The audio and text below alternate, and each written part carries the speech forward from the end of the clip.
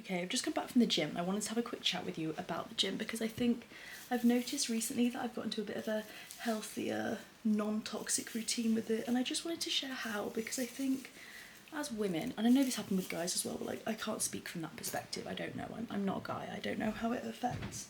You know, as girls, we're always taught about our appearance, and that's what matters, and that's how we've got to focus on things, and that's the thing that we've got to prioritise, and our appearance matters more than we realise, and you know, skincare and beauty and all of the magazines, they are focused around how we look.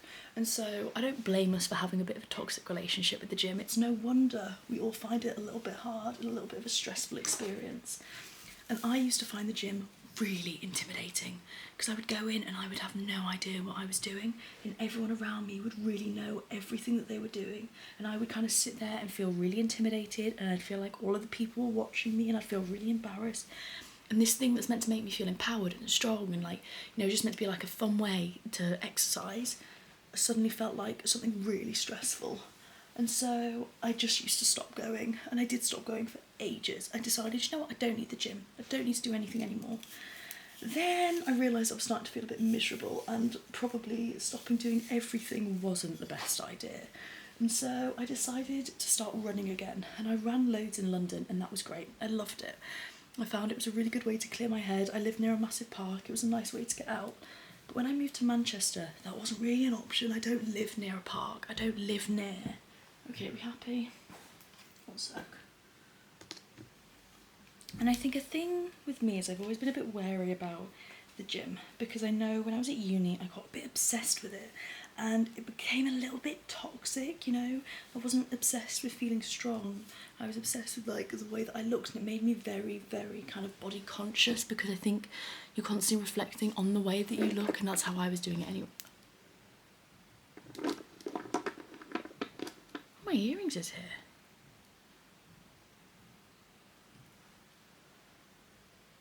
They're both in there.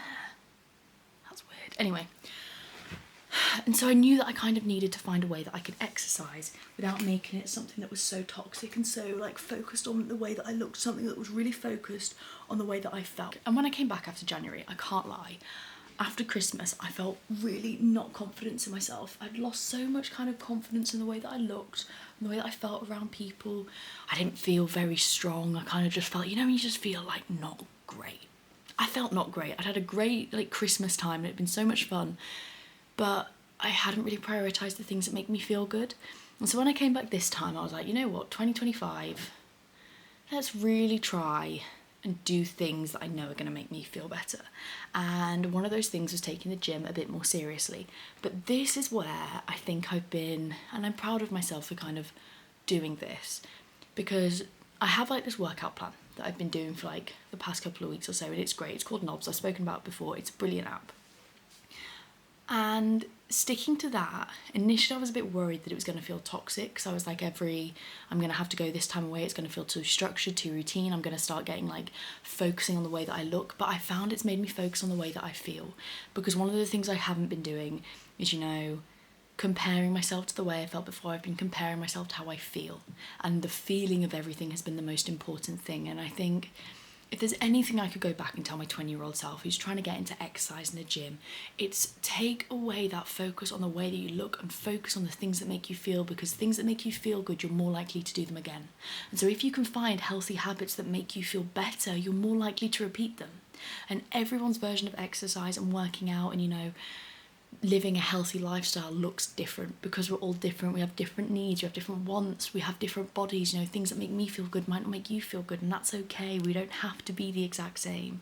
And I think it's seeing myself more holistically, seeing myself as like a circle like this, you know. I'm not just a straight line where one thing is going to make me feel fine and that's absolutely it. I'm a person where I'm going to have to be a bit more intuitive with how I feel, and that's what I've really been the last couple of months. I've been a lot more intuitive in thinking, you know what, I don't really want to go to the gym today. I feel really tired. I just don't fancy it. That's okay.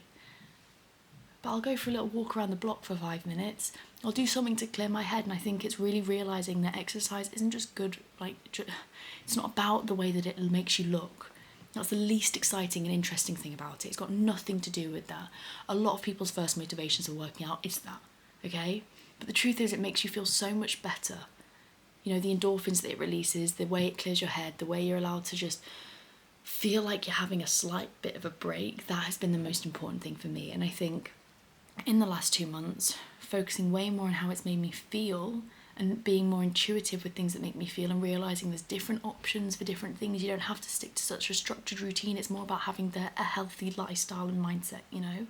And healthy, it's not saying you're never allowed to eat chocolate, you're never allowed to like not be, you know, it's not so strict. It's more about healthy as a lifestyle, and healthy because it makes you feel good and you want to do it because it makes you feel happy. And that's it. I think ultimately my end goal of all of the last 2 months has been to have a happy life, and realising that these little things that I can do, whether it's just going out for a walk when I feel a bit sad, whether it's going to the gym when I feel really strong and it's really fun, whether it's all of these things, it's about it being intuitive to me. It's about it not being so regimented and strict. It's about it being something that fills my life with things that make me feel better.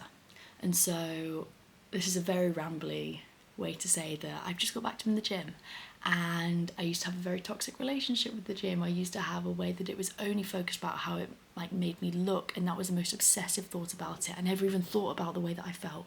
That was the least interesting thing to me. But as I've grown up, I've realised it's the most important thing. You know, it's all well and good how you look, but that changes.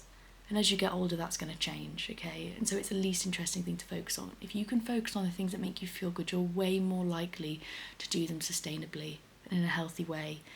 You're way more likely to do things that make you create a happy lifestyle for yourself, and you're way less likely to focus on the things that are most unimportant. And so I know the gym can be a tricky thing for a lot of people, and working out can be a tricky thing for a lot of people.